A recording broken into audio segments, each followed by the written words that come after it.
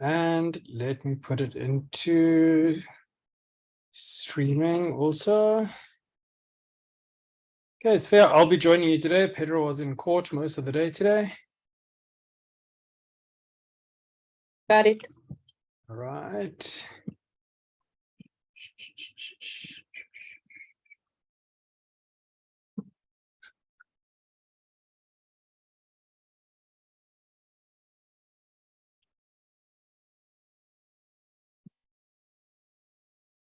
All right. And we should be live.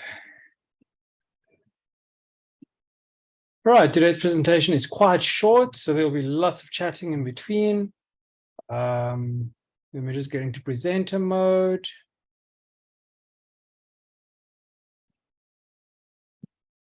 All right, Sophia, it's all yours. Okay.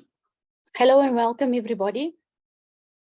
I see a few new names.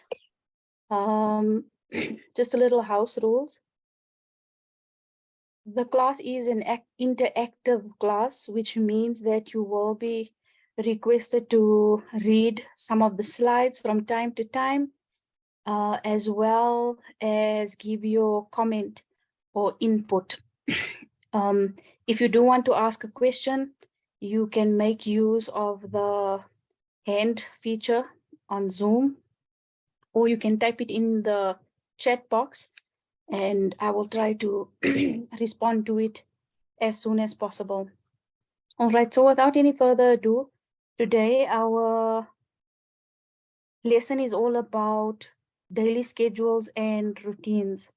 So just a disclaimer, I want us all to understand that we are not going to be going through any sort of prescribed daily routine, as this is something which is flexible. The CAPS curriculum does have a recommended routine, but we say it's flexible because they leave room for you to adjust the routine according to your ECD setting. So, for example, some ECDs in their daily routine, they would include serving meals, and they have cooked meals that are prepared at the center, whereas other ECDs don't maybe serve breakfast and they have a slot for lunch, which the children come with, all right? So all these little variables needs to be considered. For those of us who are planning to do our own, to run our own centers, basically, the class is good for you in that you get an idea of the different elements that you need to consider and include in your daily schedule. All right, so again, the recommended one from the Department of Education is on the CAPS curriculum, which you can get from the internet. And these are just some of the suggestions that we're going to be speaking about today. So when we look at the daily routine of children, we need to take into consideration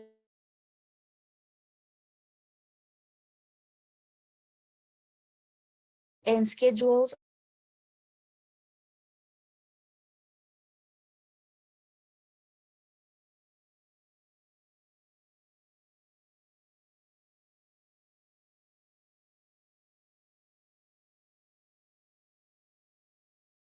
Sophia, I think we've lost you.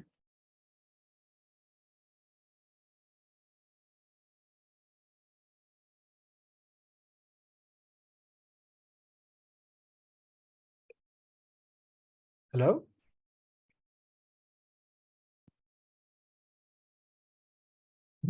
Right, let's just check quickly. Hello, can you hear me? There we are, I can hear you now. You went on mute for a second. Sorry. Okay. I think the weather is bad this side, so I'm getting kicked out probably. All right, so I don't know where I left you last. What was it? As you started, you said that there's the GED does provide a daily schedule, but today we're going to be doing other things. And that's where you left it. All right. Okay, so I want us for a minute to just imagine in South Africa, in the context that we are living and experiencing, I want us to imagine it's load shedding and you forgot to put your phone on charge the night before. So now you wake up with no alarm having gone off because your phone died in the middle of the night. And you have no idea what the time is. You don't have clocks in your house. You have no idea what the time is. What's the first thing you do? I'd say the first thing I would do is panic, because I need to know what the time is so that I can ascertain where it is I need to be right now, or if I need to hurry, or if I can take my time. I would check if the sun is out already. That would give me an indication of plus minus what the time is and how urgent I'm supposed to be moving, right? So keep that in the back of our minds as we go through today's lesson. And we need to understand the context of the child that doesn't have the capacity to determine time. So you can tell the child it's 9 o'clock now. That means absolutely nothing to the child. But if that child is in a routine, and if that child is in a schedule, and that child knows that after morning ring, then we go to the toilet, and after that, we sit down and we do free play activities, and after that, we have a little lunch, the child is less likely to be unstable, to be deurmekaar, to be all over the show, to be anxious. All right. So daily schedules and routines are very, very important for a child, because they help the child predict or determine what comes next.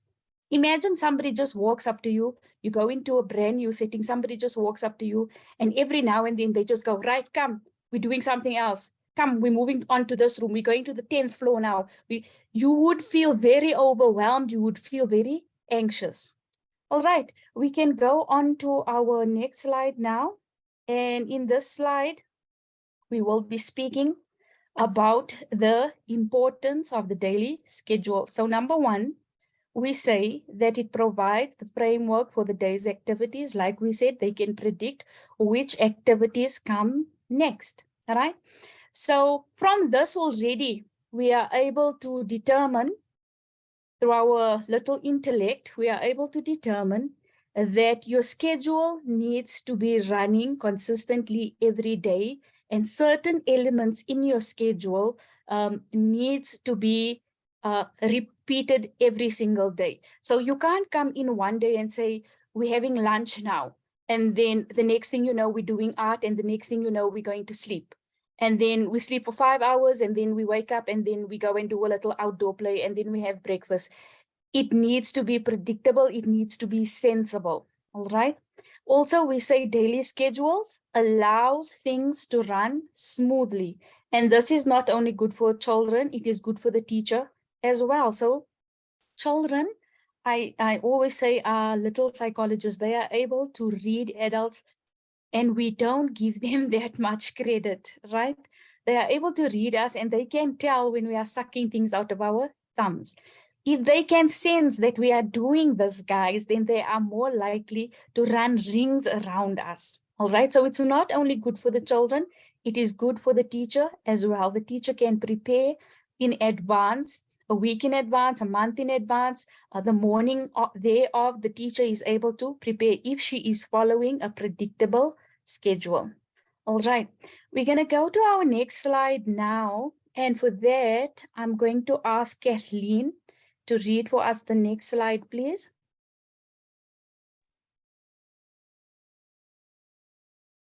Hi, Kathleen, are you there?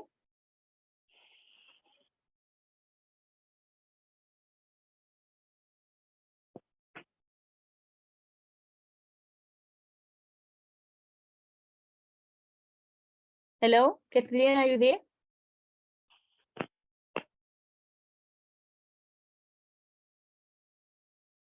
Okay, while Kathleen is gathering herself,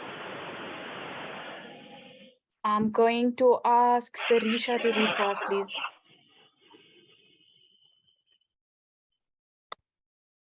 Hi, Sophia.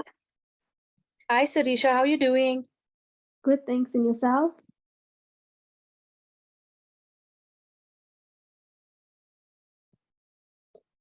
Planning a daily With my schedule. sound, Nick, can you hear me? Yes, I can hear you. I can hear you, yes. Okay. Planning a daily schedule. What are the factors that should be considered when planning a daily schedule? All right, so that's quite an important question. So let's jump straight in here. I'm going to go down the list. Kayla, are you with us?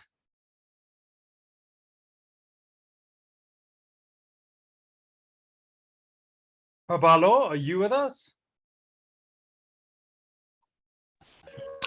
Yes, I am. All right.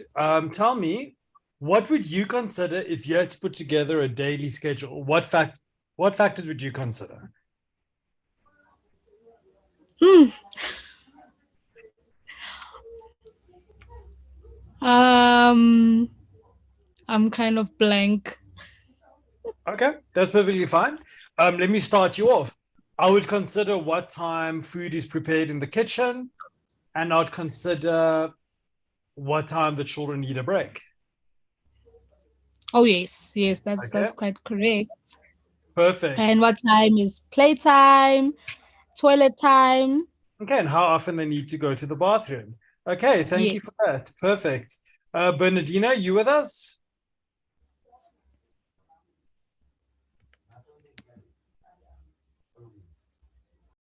Sophia, let us know when you're back.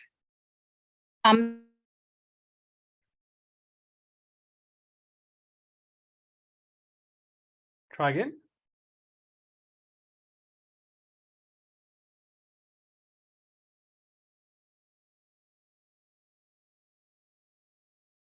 Okay, Bernardina and Sophia are out. Kathleen, are you with us?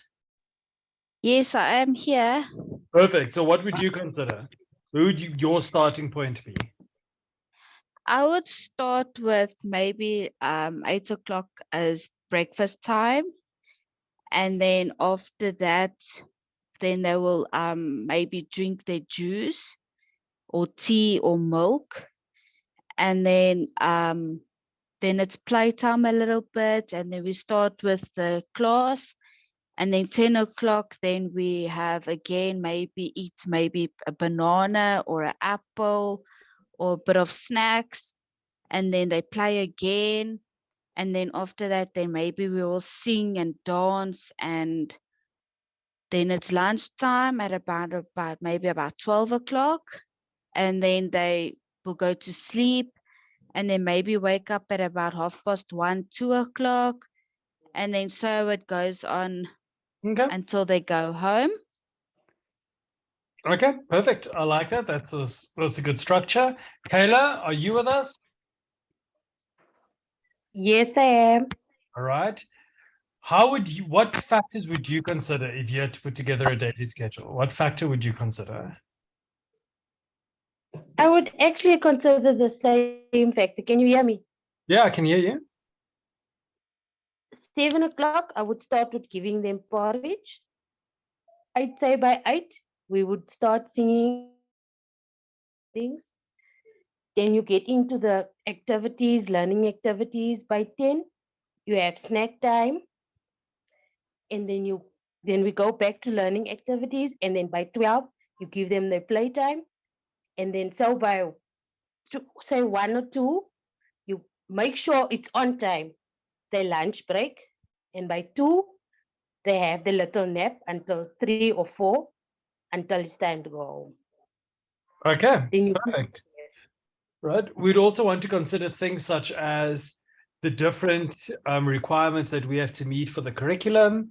We'd want to consider things such as child-guided activities versus adult-guided activities, free play versus structured play. And we'd want to consider whatever themes we have of that week as well, and how we're going to fit it in if there's an outing or something to that effect. All right. Mhm. I think we've covered that. Sophia, are you back with us?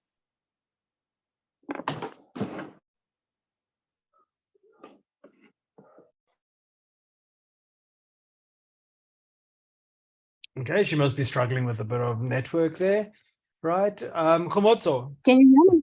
Oh, I can hear you. You're back. Welcome. Oh, thank you guys. I'm so sorry. No problem. Okay, so we went through and we basically asked people what factors they'd consider, such as the type of activity, when the meals are, and the toilet breaks, and we're ready to go. Okay, awesome. So You did call out Khomotso's name. We're going to go to the next slide. Khomotso, would you read that slide for us, please? So this Good e- slide speaks about a little bit more, gives us a little bit more detail of things we need to consider, including into our daily routine. Khomotso, you can go ahead. Good evening. How are you, ma'am? I'm good, thanks. How are you? Thank you. Okay. Children's age, length of the day and time children arrive, balance Mhm, of activities, length of mhm, attention span, number of available adults, physical mhm. and psychological needs. Excellent stuff. Excellent stuff. And so when you look at this slide, I want you to choose one point from the slide and just elaborate a little bit on it for us.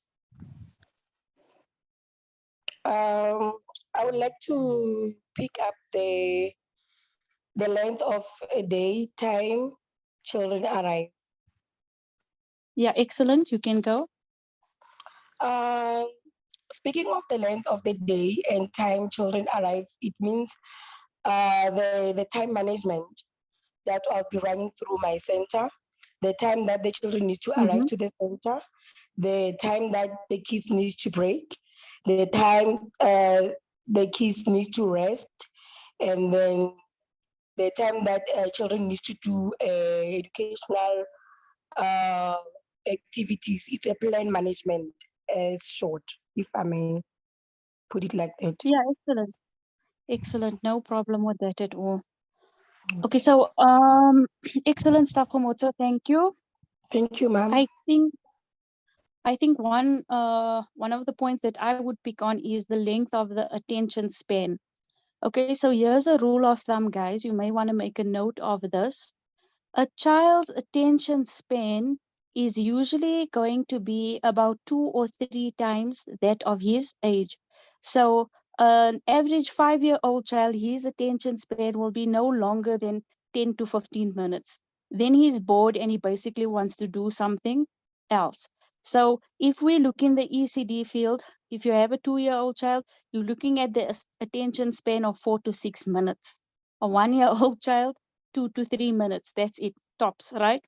So when you're planning your activities, the reason why we pick on group activities, large group activities, small group activities, individual activities, is because you're still driving the same concept, the same idea, you're still teaching the same thing, but you're allowing him to get up from that one space and move into the next space. So first he's doing it in a large group where you're addressing the entire class, and then you break them up into a bit of smaller groups, and then you do the same concept with him individually on his own. So he's moving over that period of about half an hour to 40 minutes that the period lasts. He's busy doing the same concept in 3 different ways. In a large group where he's interacting in front of everybody, with everybody, asking questions, again in a smaller group, and again by himself. Because teachers find it very overwhelming when they find this out, that the children's attention span are so small. So this is a good idea for us to remember why we have these different methods and different ways, or different settings rather, that we can teach concepts within. All right, we can go on to the next slide. And then I'm going to ask, let's see who's there. Kayla. I'm going to ask Kayla to read the next slide for us, please. Kayla, if you would.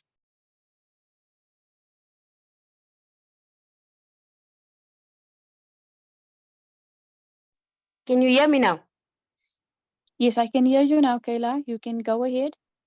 A schedule should have large blocks of open time, be flexible, include basic routines, be basic on school and state requirements. Uh-huh.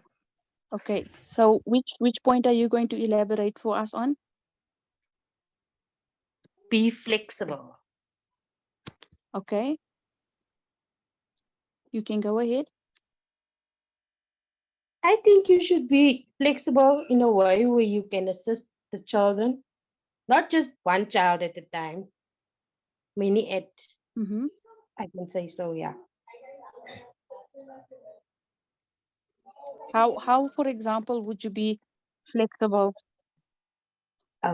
Say you make a groups of 3. You give the one group that Yeah. activity, you spend some time with that group, not too longer than on the one group, because children always have the attendant to feel the teachers more with that one than the other one.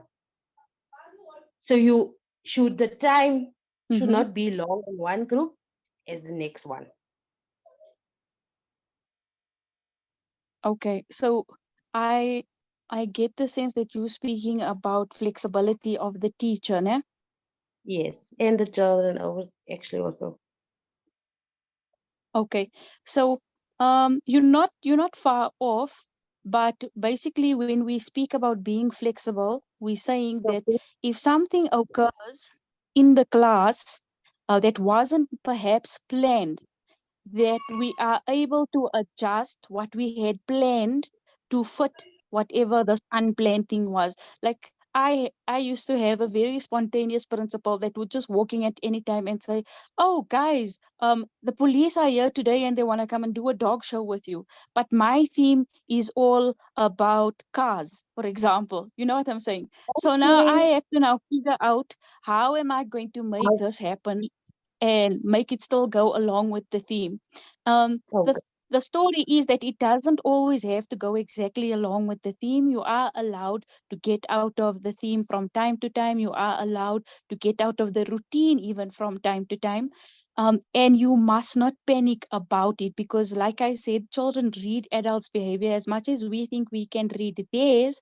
They are also able to read our behaviors. And if they see panic or they see anxiety in us, then they also start to panic. Understood? Yes, I do. Thank Yeah. you. So whenever something spontaneous happens or something unplanned comes into the classroom, comes into the school, we must be able to be flexible. Or if we look at it on a very simple scale, we would be talking of something like you have planned a certain activity, but somebody it was show and tell today at school, and somebody brought a rabbit into the class, and now that throws your whole thing off because you were busy planning on doing a cooking show with them. But the children are just interested in the rabbit now, and they just want to deal with the rabbit and feed the rabbit and play with the rabbit and all of those type of things. You are allowed you should allow for that spontaneity to take place, for the children to experience what they want to and need to experience in that moment without losing your marbles. All right. So a Okay. very important thing for an ECD teacher is that, yeah, we can't be very rigid. We can't be very stuck on like, it might sound contradictory that we can't that we're supposed to be sticking to routines and schedules, but we also want to reinforce the concept that you are allowed to be flexible within those routines, so if whatever spontaneous has popped up in the picture is going to kick your program out by 20 minutes, then it's fine. Whatever you had planned, you can always reschedule it for another day as long as the concept is still going to be taught. Remember, when OBE came into the picture, we understood that it was about the outcome and not about the content itself. Is Was the child getting the desired learning unit or outcome? Was it being achieved? So it doesn't matter exactly how it was being taught as long as the concept was being taught. All right. Okay. Okay, cool. I think that is it for what the schedule should include. We can go to our next slide, and we will be asking Benedina to read that slide for us. Okay, also another slide about what the schedule should include. Okay, Benedina, if you're there. Good evening. How are you? I'm here. Good evening, my dear. I'm well, thanks. Can How you are hear me? you? I'm good, Yes, I thank can hear. you. Yeah, can you hear me? Can, yes, you can go Oh, ahead. okay. All right. A schedule should include arrival routines, opening activities / group activity, subjects areas, small groups activity, subject areas, self-selected activities, meal and snacks, nap time. Okay. Hello? Which one are you going to speak to us about? I think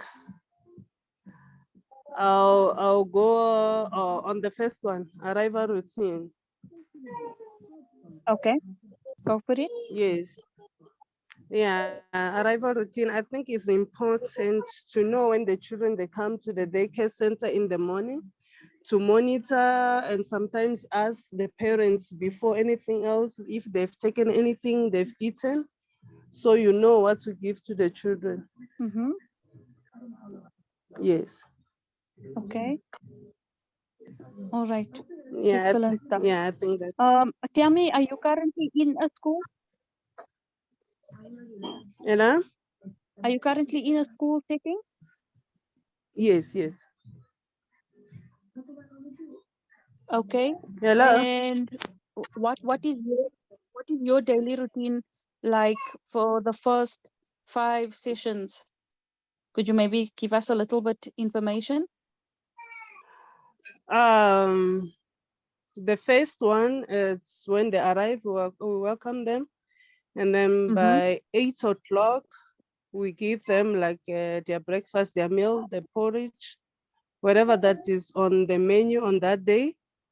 And then after that, they'll have a class, a separate class. We divide them into classes. Yes, yes. And then after the class, and then there's activities, playtime and all that, it's around 12 or so is where they take a nap. And then later on when they wake up, it's snack, they play, and then later like waiting for the parents to come and fetch them. Okay. Excellent Yes. stuff. Thanks, Benedina. Thank you. All right, guys. So from the little interaction we've had thus far, we can see that not every school is exactly the same, and this is okay, this is fine. Some schools include breakfast and some schools don't. Some schools include what you call this thing, lunchtime meals, and they cater for cooking and moving to the lunch or the dining area rather, and some don't. Some would just, everybody grabs their scuffed in and they go to the outside and they eat there. So whatever the case is, it's fine as long as this is recorded, it's written down, and it's followed every day. All right. We go now onto our next slide, and this slide speaks about not forgetting to include a little more simple things such as playing, eating, dressing and undressing, using the bathroom, napping for the younger children, and transitions. All right. So I don't know if we can recall a few slides up. We said that it is important for us to allow lots of time for free play. We need to understand the importance of free play in an ECD setting, in that a lot of learning happens during free play, and basically free play or unstructured play or whatever you want to term it in your center is when it is not facilitated by the teacher, by the ECD facilitator, by the Montessori directress. The child is basically allowed to participate in whichever activity he wants to participate, bearing in mind very much that the child is supervised all the time. And this is very, very important, and it allows the child to work within structure. All right. So those are the few little things that we mustn't forget about, which are very, very important. For example, if you have a bougie school that does swimming, within your curriculum, you would then have space for dressing and undressing, because they're not going to go and swim in their uniforms or in their clothes that they came with to school. So that's why you would perhaps have a small slot included there, about 10-15 minutes, where you allow them to dress and undress. If it was my school, I would have included that in a toilet routine, on that specific day when the children, let's say it's a Thursday that they go swimming, when they do their toilet routine, they go and they get dressed in their swimwear one time. All right.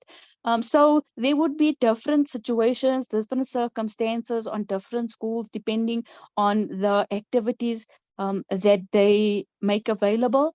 And your routine would be then structured around all of these different setups.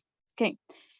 Now we go on to our next slide. Our next slide speaks about what exactly a routine is.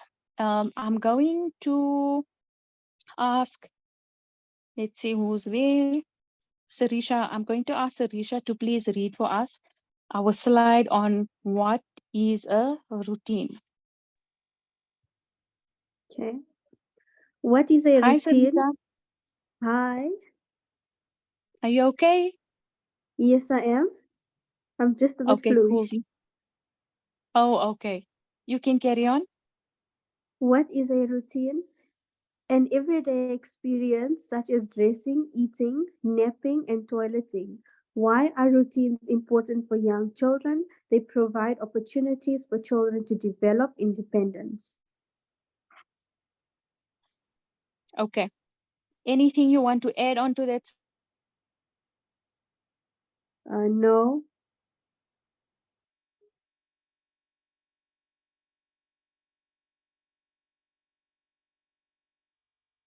Can you hear me? yes, I can Oh, hear you. no.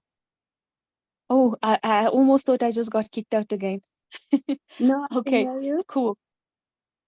All right. You want to elaborate on anything about what your thoughts are about a routine or the importance of a routine for children? Like you said, it helps the learner to know what happens next. So Mm-hmm. and have like a balanced day. So they know, okay, so after we eat, before we eat, we're gonna wash our hands. After we eat, it's nap time. As soon as they wake up, they know, okay, it's outside play. So it helps Yeah, them aware of what's gonna happen next.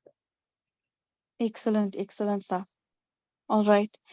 Um, so yeah, but I think we've elaborated enough and we all understand what a routine is. It includes everyday experiences, as the slide is telling us, and it also provides opportunities for children to develop independence.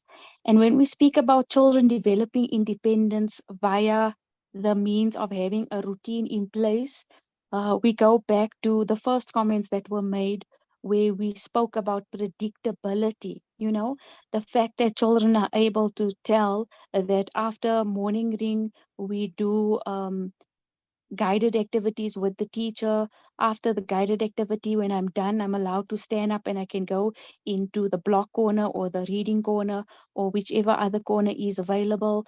And I'm allowed to play by myself. I can choose whatever I want to do.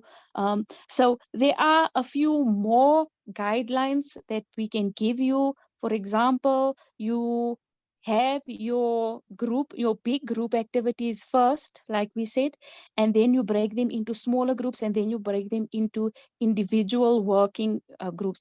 And when they work individually and you leave that for as the last part of the learning process, basically it's almost pays off or plays off as a reward. You are able to then go and choose whatever you want to choose. So a routine might sound like something that's very simple because children are going to do it every day. But when we are busy putting our routine together at the beginning of the year, at the beginning of the term, um, we need to take these different concepts into consideration and make the routine work for both the children and the teacher. Like the example we gave, where working individually or by yourself, and you are free to choose whatever you want to do, comes at the end of the concept where it is seen as a reward. That whole independence is now seen as a reward and some sort of a playoff because you had gone through the nitty-gritty, the hard stuff with the whole group, right? So those are some things that we can keep in the back of our mind when we are designing our routines for our classes and for our schools. And like we say, make it work for both the teacher and the children. All right. Now we go on to our next slide that speaks about what are some routines that the teacher must know in order to guide students. And we say some of those routines are dressing and undressing, toileting, eating, napping, and cleaning up. So now you might ask yourself, how is it that the teacher wouldn't know what dressing and undressing is, what toileting is, eating, napping? Remember, there are also ethical guidelines and there are as well as departmental guidelines that speaks about dressing and undressing, toileting, eating, napping, and all of that. And obviously, in the different age groups that we have in ECD, remember in one ECD setting, like for example, if you go into a Montessori ECD setting, you would be in the same space with a 6-month-old and a 5-year-old child, or a 2-year-old and a 5-year-old child. So toileting for a 2-year-old child, toileting for a 5-year-old child, for a 6-month-old baby would be very, very different from each other. The years may not be so far apart, but the development and the growth in ECD is very, very quick. It's very, very vast. All right. So toileting for the baby class and the toddler class would be very different.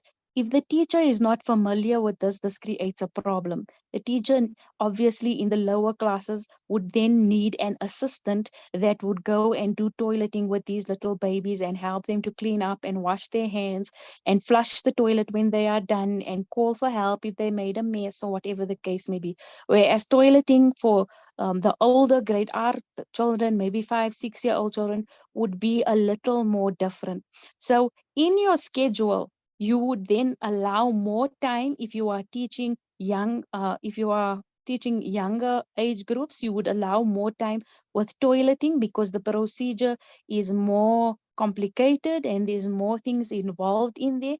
Whereas if you are teaching in the higher grade R or so, there wouldn't be so much time taken on toileting, right? So all of these things we need to consider when we are putting up our daily routines and our schedules. If we have unrealistic expectations from the children, then we're going to basically run a flop. Everybody's going to be anxious all the time and never be meeting the deadlines and never be keeping to the routine and the schedule, and the teachers always panicked because the time now says it's 11:15 and we are supposed to be having our meals, but everybody is still busy with their coloring or their drawing because the expectation that you had on how long that would take based on the age group that you're working with wasn't real, was just sucked out of our thumbs, right? So we need to take all of the age group is a very, very important aspect of consideration when we're setting up our daily routines. All right, and so now we go into transitions, changes from one activity to another, moving from one place to another. What are some of these examples? Why must transitions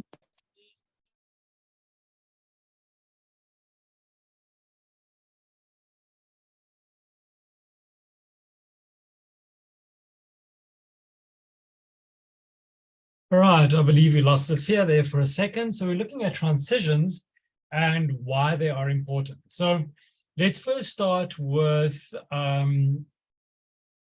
Sarisha, you're working at a center now, aren't you?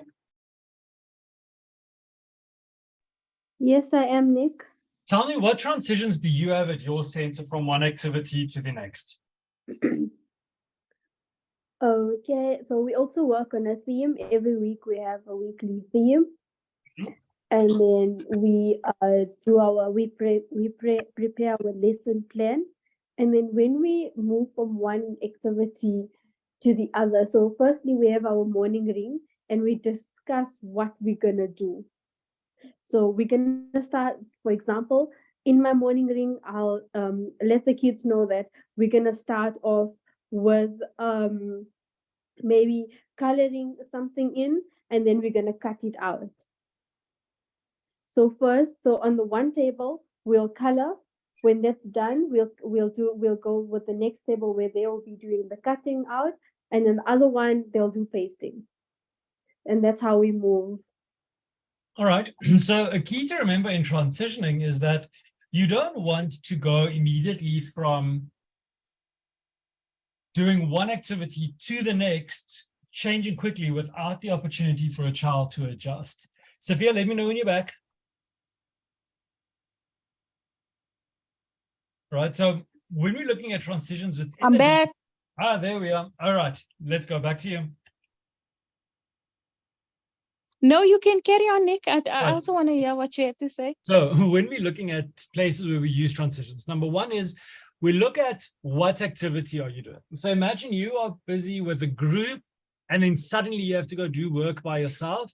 You need something in between, maybe a dance, maybe a clap and follow my lead type activity. What I used to do in the past that worked a lot was like a Simon Says, just to allow people to stop, pause, and then continue with the next activity. So you sort of lead them into the next set of activities you're going to do. The same as when you go from like outside to inside, right? You cannot expect a child who's just been running outside, they're sweaty, their shoelaces are all over the place, they've just been playing games outside, to suddenly be able to color in quietly. There needs to be a transition, and that transition is usually like a group song or something to just collect you, stop you, and come back. One simple way that I used in the past also was a focus activity on the table. So move these balls using only the straw from one end to the other end, like a small little competition that just gets them to quiet, breathe, and get ready for the next one. All right, so let's see. Who else is working at an ECD center that would like to maybe use the chat box and tell us what transitions you've used? But Sophia, that's what I have. Go with your transitions. You've probably got much more experience than I do. No. You actually quite spot on, hey. So I think the crux of the matter is that understanding with children, when moving them from one activity to another activity, like Nick says, you can't be running a beanbag race and all of a sudden I got you inside the class now and you need to start painting my family on the board.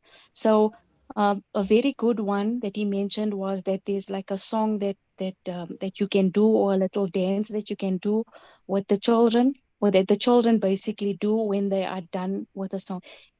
Myself personally, I would put out refreshers. So whether that is little ice pops in summer, or whether that is a bottle of warm milk in winter, when the child is done with the activity, he's allowed to come to the transition table and he can have a sip of whatever, and he can just collect his thoughts, and he can speak to whichever assistant is at the table about the activity that he had, what he liked about it, and she would then now go and introduce him to the next activity that he's going to do, right? So transitions can be anything that allows a child to find a little grounding before he moves into the next activity, because you don't want him to go into the next activity huffing and puffing or overwhelmed with what was happening in the previous activity. So yeah, the best word I think in adult terms would be like just a little bit of grounding. Yeah. All right. We can go on to the next slide, Nick.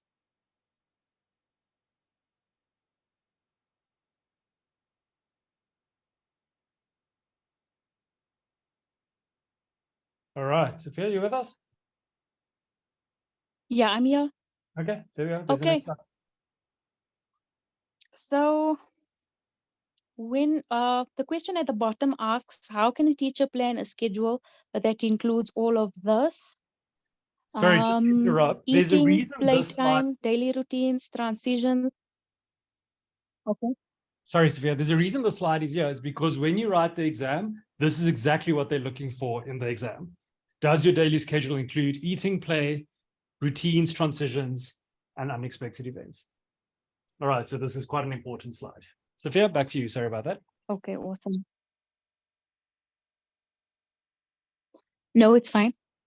Okay, so I don't praise the examiners, the Department of Education, and all of those people responsible for ECD in South Africa very often.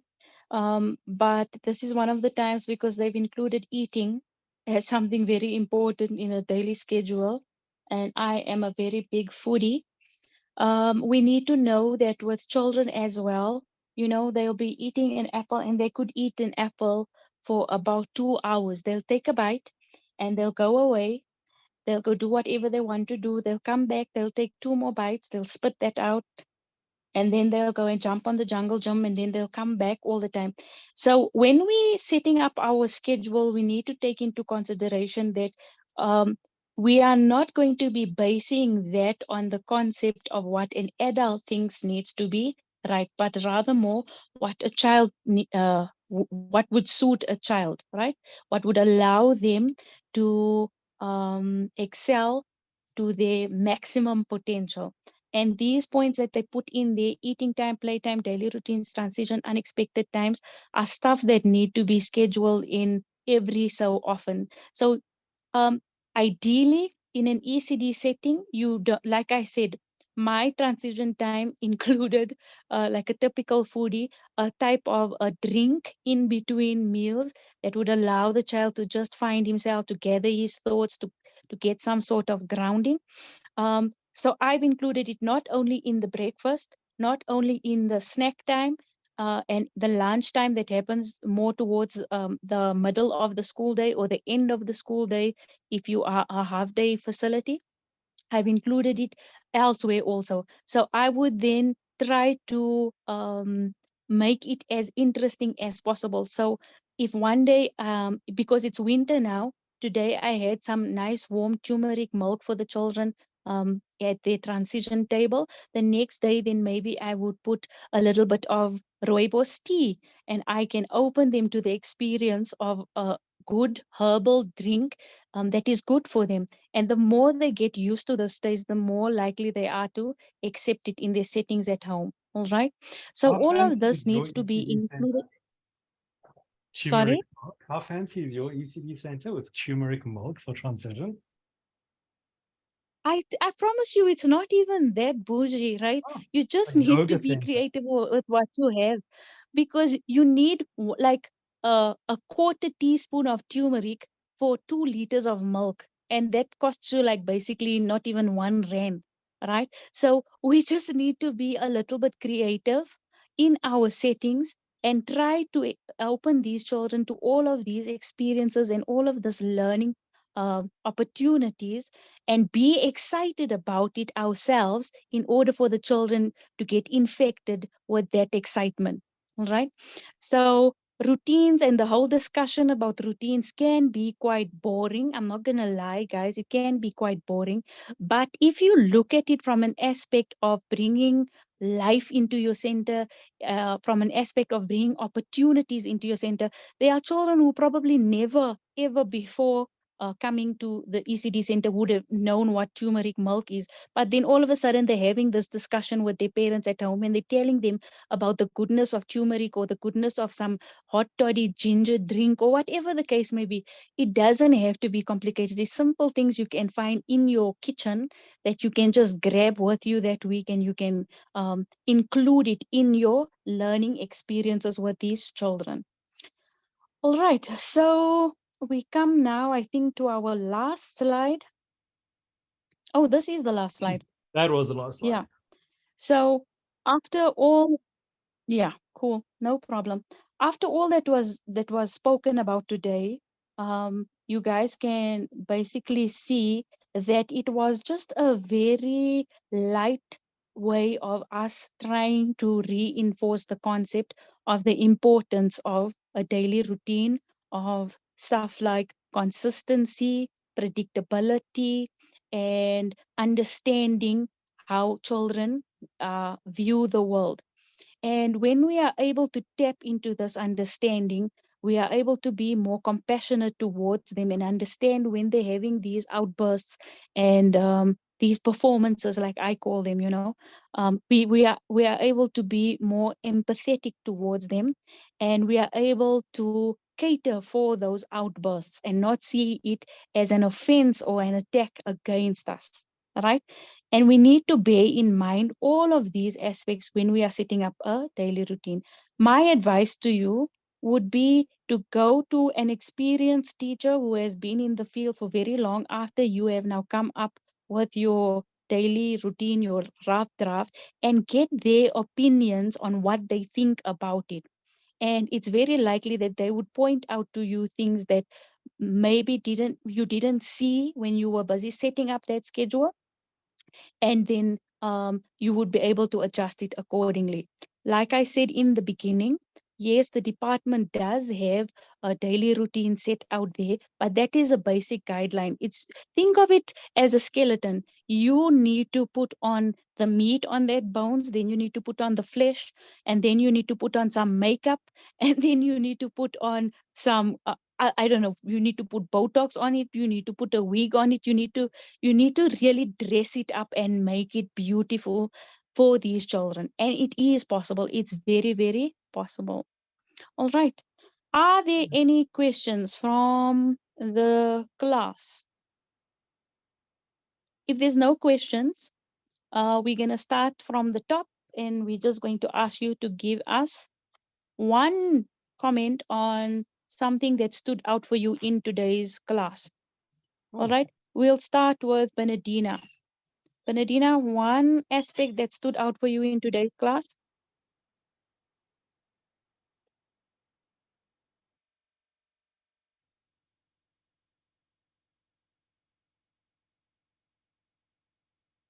Okay, I am not getting any response from Benedina. Kathleen, are you there? Oh, Gonats Hi, Madonna, yes, I okay am then. here.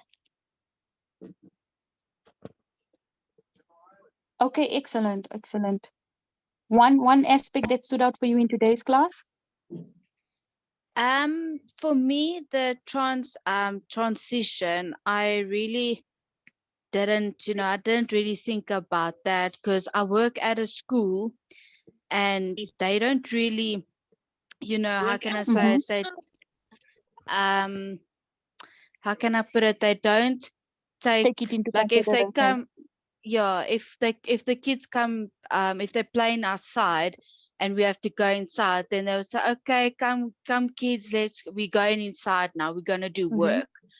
And then after that, then we do, okay, then they sit on the carpet, and then we talk about the class work and all of that.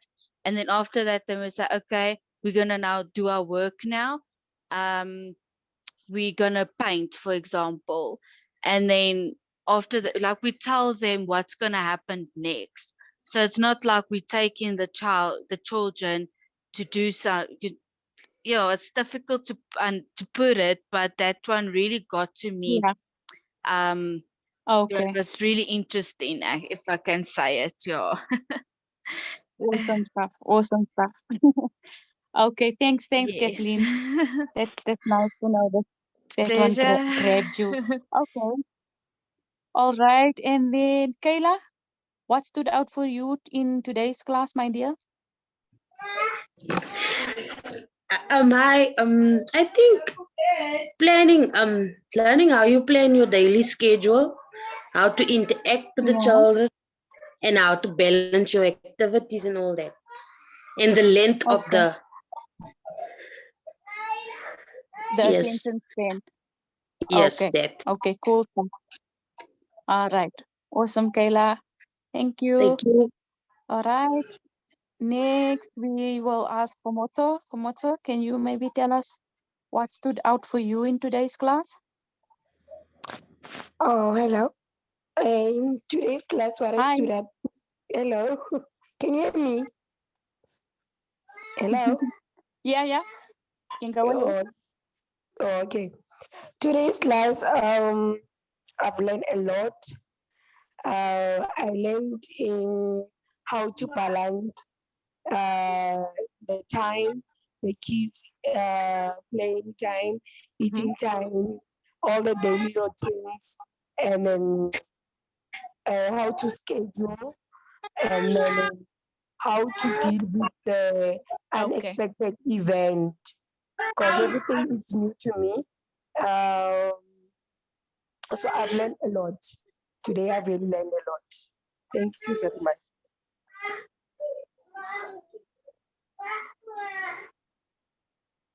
Okay. Thanks so much. So, Kayla, I'm just gonna ask you to put your mic on silent for me to mute yourself.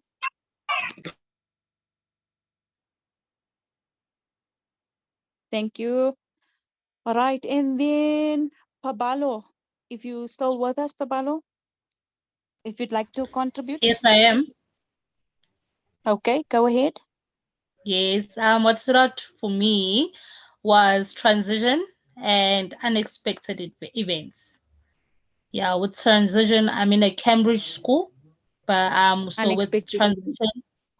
transition, they take it Oh, very wow. seriously. Yeah, so Cambridge is my first time teaching in a Cambridge school, and transition, it's something that I've learned a lot, and for you to pick it up again today for me was like an um was the best. Reinforcing.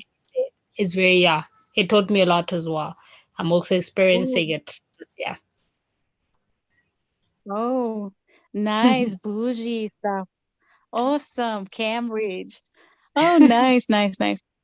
Yeah, I was Okay. in a Steve Jobs. And, Yeah, so yeah. oh, whoa, girl. So Awesome this year stuff. it's a Nice, nice, Cambridge. Thanks. nice. Lovely stuff. Thanks so much for that. Thank you. Okay, and I think uh Kathleen and Sarisha, any one of you can go next.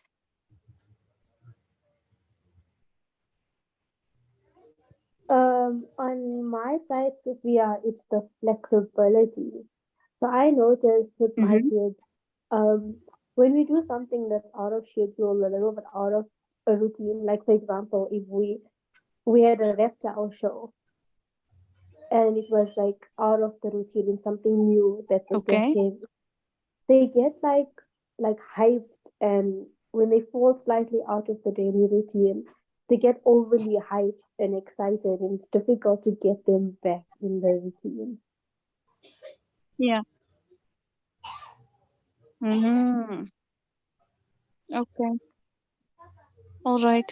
So, yeah, if anything you learn today, it's okay for them to get a little bit hyped. It's actually quite normal for them to get hyped. Don't you also get hyped, because then they would be it's almost like pouring water on the fire, you know. Mm, Allow for the spontaneity to take place, allow for them to feel like it, like unexpected things are okay, obviously within structure. Yeah, and that's fine actually. okay. Cool stuff, Sarisha. Thanks for your input. Kathleen, are you there? Would you like to close off our session with your comment? Hi, yes. Yeah, I did quite learn a lot in this one. Something new that I didn't know, and I've been working at a school. It's an Afrikaans school for about 5 years, and I must say we do have our routines. Like 8 o'clock we eat breakfast, then we eat our then we do our class and all of that. We have our routine, but we don't do all of the stuff that I do. So it's actually me gonna teach my boss when I see her again. So I did learn a lot. Yeah. Ooh, let me know. Let me know how that goes for you. I will. Yeah. Do you know what's the Afrikaans word for transition? Transition. Um Yeah. Transitional um activity. I What do you don't think really it know. is? Transition. It's transaksie of it's something like that. Ja, glad nie. Die woord is oorgangaktiwiteite. Yeah, something. Yeah, Ja. Okay, yeah. Because I'm awesome, awesome. actually, yeah, I am actually English, but my husband is Oh, Afrikaans, so I had to learn my Afrikaans, and I wanted to be Afrikaans because my mom is Afrikaans. So yeah, okay. Okay, yes. excellent. So that gives you an Thank you. idea, guys, for our next class, some of the keywords as we're going through it, I'm going to ask you to give that to me in your mother language, whether that is Afrikaans, Zulu, Sotho, Xhosa, Ndebele, what, Arabic, Punjani, Hindu, I don't know. And I think that will add a little spice to our classes as well. All right, that was interesting. We had Cambridge, we had Afrikaans, we had alles here tonight. Awesome stuff. With that, we come to the end of our session. I'm going to hand you back over to Nick now to close our session for us. All right. Thank you very much, Sophia. This was a great class. This is an important class. You're going to revise it again when you write the exams. This is usually about 20 or 25 marks in an exam, just drawing up a daily schedule. So if you understand the principles behind it, it'll be an easy set of marks for you. So I'm glad we did this today. I'm glad everybody's participated. And I wish you all a beautiful rest of your evening. Thank you, Sophia. Much appreciated.